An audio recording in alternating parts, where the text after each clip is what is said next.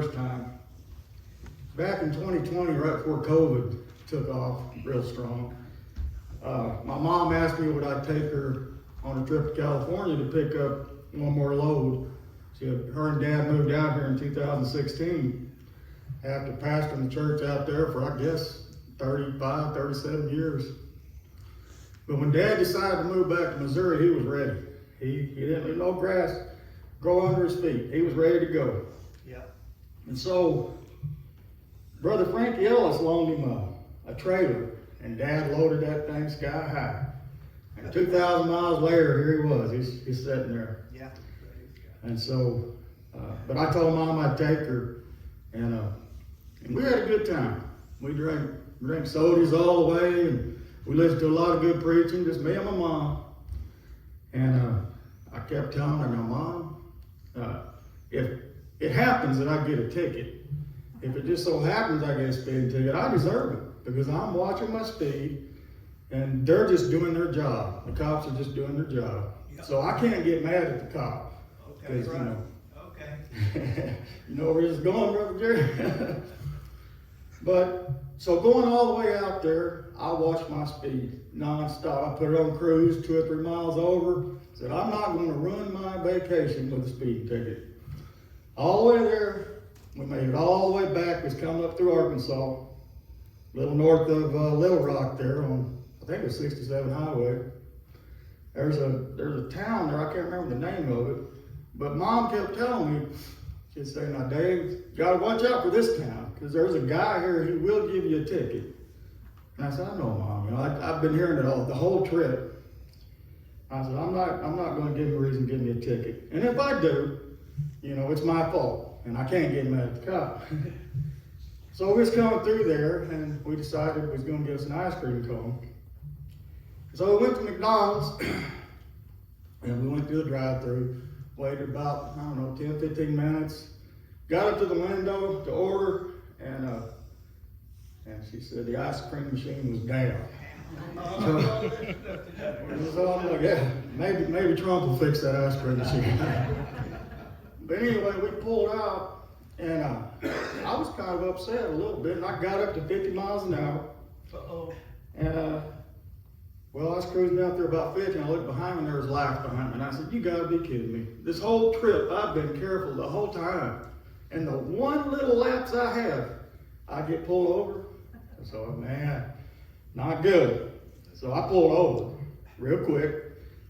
And I was looking in my rearview mirror as he got out of the car, because usually I can tell pretty much if they're gonna be easy or if they're gonna be hard just the way they walk and conduct themselves. This guy, he got out, and he was mad from the get-go. He straightened that hat up, pulled them pants up, and he made a beeline to my window. And he was beating on it before I even had a chance to roll it down. I'm like, good gracious, man. Need your registration and driver's license and insurance card. And so I'm looking for it. He kept saying, I need this, I need that right now. I said, I'm getting it. He said, he kept just repeating himself. And I'm like, this is going nowhere fast. And so then he goes, did you realize you were going 53 miles an hour in a 35 zone? I thought, with all the crackheads out here, he could be after. He's after me for going 53. But it was my fault, you know. So I sat there and took it. And he really got heated with me. And if my mom hadn't been with me, I might have went ahead and went to jail that day. I don't know. Mom was with me, so he gave me a ticket, and I pulled off. And Mom didn't say a word for about 2 minutes. About 2 minutes. Then she said, Dave, you forgot to thank him for giving you that ticket. There you go. Have a good day. Yeah. But that ruined my day. That ruined my day for a little bit, you know. Anyway. So we've been chiseling away at this book of Matthew on the 24th chapter. We made it to the 21st verse last week, Brother Harold. 24 and 21. Wonderful book. And we've been on it for a while, but we're going to start talking about the Great Tribulation. And it's nothing to sneeze at. This is pretty serious stuff here. Yes, it is. Now verse 21 says, for then shall be great tribulation, such as was not since the beginning of the world to this time, no, nor ever shall be. So maybe I should back it up to verse 3. And the disciples asked a question.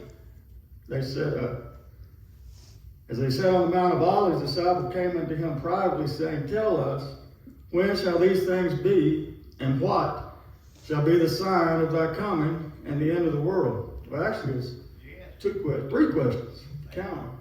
They're curious. And so, verse 22 says, Except those days should be shortened, there should be no flesh be saved. But for the elect's sake, those days shall be shortened. Oh. Then if any man shall say unto you, Lo, here is Christ, or there, believe it not. Not so. For there shall arise false Christ and false prophets, Yeah. and shall show great signs and wonders, insomuch that if it were possible, they shall deceive the very elect. The one that stood with God in the beginning. Behold, I have told you before. Wherefore, if thou shalt say unto you, Behold, he is in the desert, go not forth. Behold, he is in the secret chambers, believe it not. For as the lightning cometh out of the east, and shineth even unto the west, so shall also the coming of the Son of Man be. It's gonna be quick. For wheresoever the carcass is, there will the eagles be gathered together. Now Jesus said that this will be the most awful time in history. Sure. Time of deception. When we think of the terrible wars and we think about the terrible plagues and all the famines and the genocide that's happened in the past, this is a sobering statement. Yes. When God pours out his wrath on a God-rejecting world, it will be truly great tribulation. Now, as bad as the catastrophe of AD 70 was, there have been subsequent wars and calamities even worse. Yeah. Now, this reminds us that this great tribulation, this time of catastrophe, such as has not been seen since the beginning of the world until this time, Deceiving the people. has not yet been completely fulfilled. Sure. Not yet. No one should be deceived about the nature of Jesus' coming. No. It will not be a secret, or it will not be private, but it will be plain as lightning that flashes across the sky. Won't be that quick. But in the midst of such tribulation, there will be a temptation to look for false messiahs. Yeah. False Christs and false prophets will rise throughout the world. Instead of Christ. 27th verse says, As the lightning comes from the east and flashes to the west, so also will be the coming of the Son of Man. Yeah. We'll all be changed. Christ's coming will be sudden. It will be startling. It'll be universally visible and terrifying to the ungodly. To the ungodly. For wherever the carcass is, there the eagles will be gathered together. This is a difficult statement here. I think some of the newer versions call it the vultures gather. I'm not sure on that. But anyway, it might be a figure of speech. Do you know anything about that, Uncle Paul? Wherever the carcass is, the eagles will be gathered together. Because what it says. Judgment's right, and it will surely come, I guess. But verse 29 says, Immediately after the tribulation of those days shall the sun be darkened. Now, before I finish this up, I'd like to say I really would like to hear Uncle Paul preach this this chapter here. Hear you. Line me up. Because, and then, like I said, this right here, this particular chapter, man, you're going to have so many people have so many opinions on this.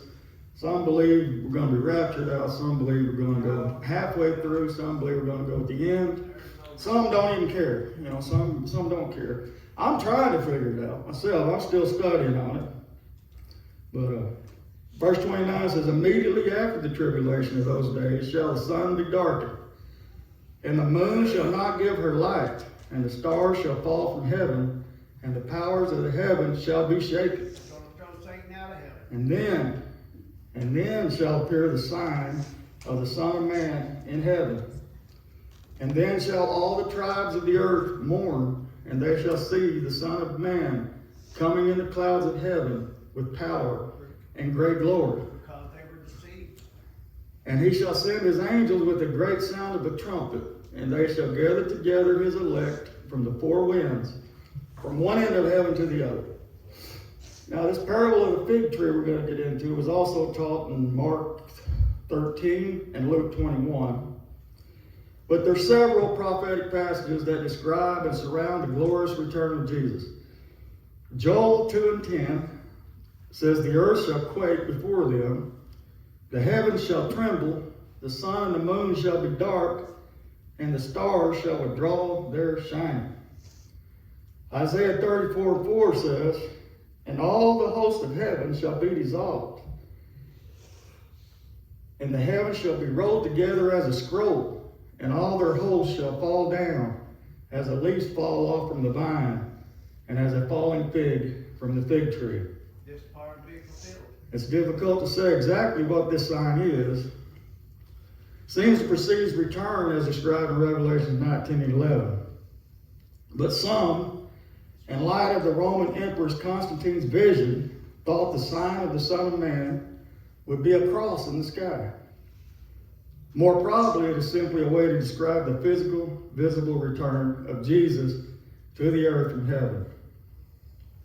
And like I commented last week on this subject, there's many who believe this is the fulfillment of the end indicated by the sign of the abomination of desolation.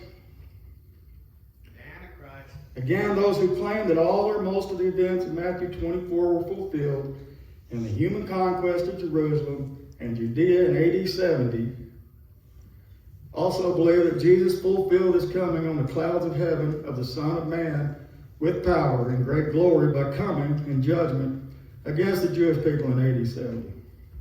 Let's not linger, let's move on. Verse 32. "Now learn a parable of the fig tree. When his branch is yet tender and put forth leaves, you know the summer is nigh. Yes. So likewise, you, when you shall see all these things, know that it is near, even at the doors. Verily, I say unto you, this generation shall not pass till all these things be fulfilled." Now that's Of the fig tree. a problematic verse right there for some people. "Heaven and earth shall pass away, but my word shall not pass away."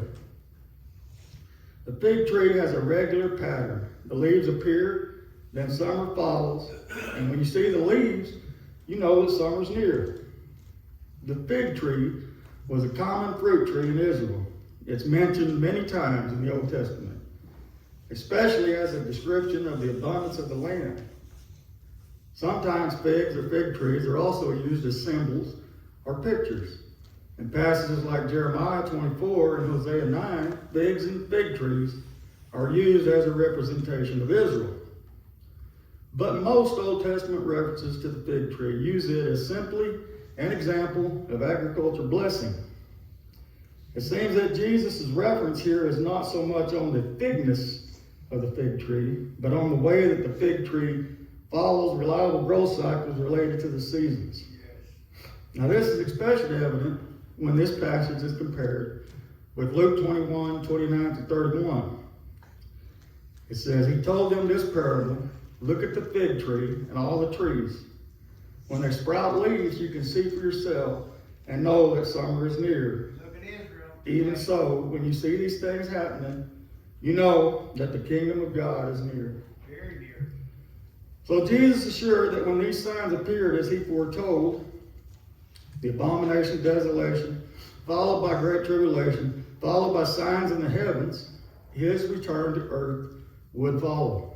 Be a snap. When a fig tree buds, there is an inevitable result. Summer is near, and fruits come. In the same way, when these signs are seen, the coming of Jesus in glory with his church to this world will inevitably follow. Dispensation of time is mature. So really it was just as Daniel prophesied in Daniel 12 and 11. The end will come 1,290 days, or roughly 3.5 years, after the abomination of desolation. Now Jesus assures that the agonies of the Great Tribulation will not continue indefinitely, that they will have an end.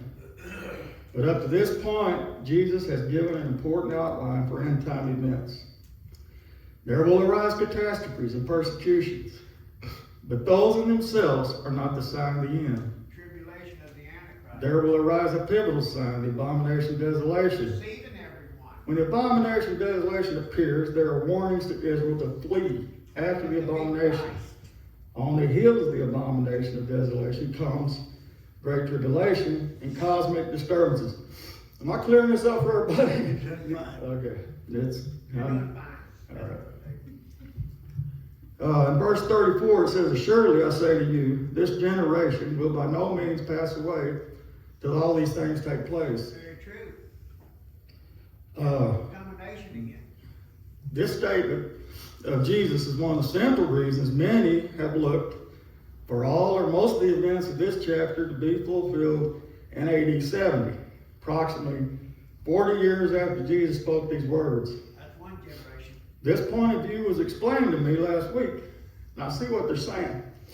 But this generation cannot be the generation of the disciples, because they never saw Jesus return in glory as described in Matthew 24 and 30. More than one generation. It is undoubtedly the generation that sees these signs, these events, and Jesus' return won't be on some 1,000-year timetable, but will happen in succession. I listened to this one guy talking about this. I can't remember his name, but he had so many numbers. By the time I got done listening to his video, watching his video, I was more confused. I said, well, I'm not going to watch that guy anymore. He had a bunch of numbers. Sevens all over the place. Let's keep going. Verse 36. If we can finish this chapter today, we can start fresh on 25 next week. Verse 36 says, "But of that day and hour knows no man, no, not the angels of heaven, but my Father only." God only. Here Jesus refers back to the original question of Matthew 24 and 3. What will be the sign of your coming?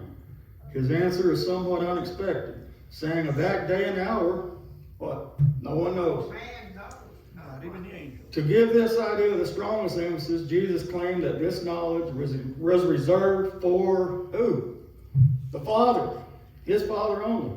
Jesus If is Jesus himself, at least during his earthly ministry, did not know this day or hour, it emphasizes the foolishness of any later person making certain predictions regarding the prophetic timetable. But they do, don't they? People just keep on saying they're the Christ and the Lord's coming back and here and there. People believe it. It's crazy. But no one knows. Based on what he had told us about the abomination of desolation, we might have expected that the exact day and hour could be known. After all, Daniel said the day of Jesus' return to be exactly 1,290 days after the abomination of desolation. That was in Daniel 12 and 11. But that's been shortened. But this is a dilemma. How can the day of Jesus come and be both completely unknown at the same time known to the day according to Daniel 12 and 11? Let's read on. Verse 37. "But as the days of Noah were, so shall also the coming of the Son of Man be. Be just like it. For as in the days that were before the flood, they were eating and drinking, marrying and giving in marriage, until the day that Noah entered into the ark, and knew not, until the flood came and took them all away. So shall also the coming of the Son of Man be." Talking about the fallen angels. So Jesus explained what he meant by the days of Noah. It means life centered around the normal things: eating and drinking, marrying, giving in marriage. In other words, life will be business as usual, reprobate perhaps, but usual. Now remember that the days of Noah were also marked by violence and demonic oppression, Genesis 6, 1 through 5. Those in the days of Noah were warned, and judgment eventually came. To those who had ignored the warnings, it came suddenly and unexpectedly. Well, it had never rained. Verse 40, "Then shall two be in the field, and one shall be taken, the other left. Two women shall be grinding at the mill, one shall be taken, the other left. Someone's going to be deceived. Watch therefore, for you know not what hour your Lord doth come. But know this, that if the good man of the house had known in what watch the thief would come, He's been watching. he would have watched and would not have suffered his house to be broken into, would he? He'd stopped it. Therefore be ye also ready, for in such an hour as you think not, the Son of Man cometh." That's one of them Velcro verses right there. We've heard it 1,000 times. Yes, all the life. "For in such an hour as you think not, then two men will be in the field, one will be taken, the other left." Jesus here pointed to curious disappearances, to catching away of some at the coming of the Son of Man also described it. Being deceived. 1 Thessalonians 4:16 and 17. For the Lord himself shall descend from heaven with a shout, with the voice of the archangel and with the trump of God, and the dead in Christ shall rise first. Then we which are alive and remain shall be caught up together with them in the clouds to meet the Lord in the air, and so shall we ever be with the Lord. I wish I had $5 for every time I heard my dad say those two verses. I'd be all right. I'd invest it in something, that's for sure. Watch therefore, for you do not know what hour your Lord is coming. Since the day and hour of his coming is unknowable, Jesus' followers must be on constant guard for his coming.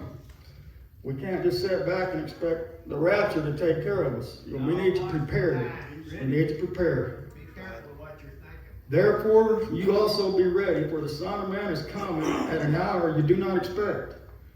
We must not escape the emphasis. We must be ready because his coming for us is without warning. And Jesus follows with a few parables to drive home this point. Verse 45, who then is faithful and wise servant, whom his Lord hath made ruler over his household to give them meat in due season? Blessed is that servant whom his Lord, when he cometh, shall find so doing. Verily I say unto you that he shall make him ruler over all his goods. So Jesus told us that we have to carry on with diligence while the Lord is gone. And we must be that faithful and wise servant who takes care of his master's business while the master is away. Surely I say to you that he will make him ruler over all of his goods. Now, Jesus also promised that we will be rewarded for our diligence. He's with his rewards. The servants serve the master, but the master knows how to take care of the reward and reward his servants. Let's finish it. Verse 48, but if that evil servant shall say in his heart, my Lord delayed his coming, and shall begin to smite his fellow servants and to eat and drink with the drunken, the Lord of that servant shall come in a day when he looks not for him, and an hour that he is not aware of, and shall cut him asunder, and appoint him his portion with the hypocrites. There shall be weeping and gnashing of teeth. And that evil servant, if that evil servant says in his heart, my master is delaying his coming, Jesus warns us that the attitude which says my master is delaying his coming, we must live in constant anticipation of Jesus' return. And that means being about our Father's business for him now. The most dangerous lie, I'm getting ready to close, the most dangerous lie is not there is no God. The most dangerous lie is not there is no hell. The most dangerous lie of Satan is there is no hurry. It is no small thing to say Jesus is not coming today or for several years because your system of prophecy demands it. You've been deceived already. We need to be ready for the imminent return of Jesus Christ. I think that's what I got out of this, man, is be ready for the imminent return of Jesus. Be ready. We'll start fresh next week on chapter 20.